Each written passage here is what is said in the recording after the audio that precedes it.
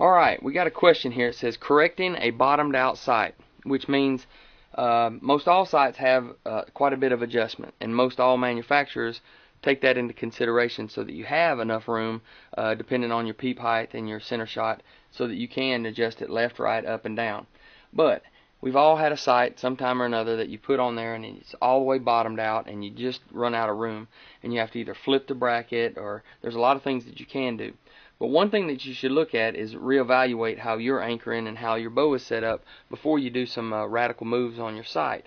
Center shot has an effect on that. Make sure that you're close to the center of your burger button hole or your center shot. Not real high, not real low to where it's on the shelf. You want to be close to the center, and that's by setting your knock set and your rest. Make sure it's close to the center. Naturally going to make sure it's tuned.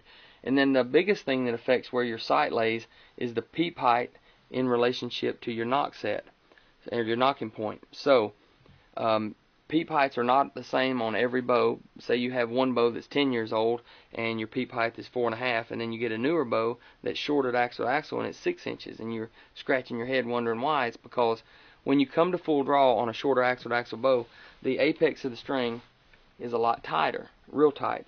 So that causes your peep sight to crawl up the string. Still, at full draw, the distance should be the same because your face is not going to change. So with that said, when you're building your anchor point, make sure that you first get your anchor point good and firm, something that you can consistently do.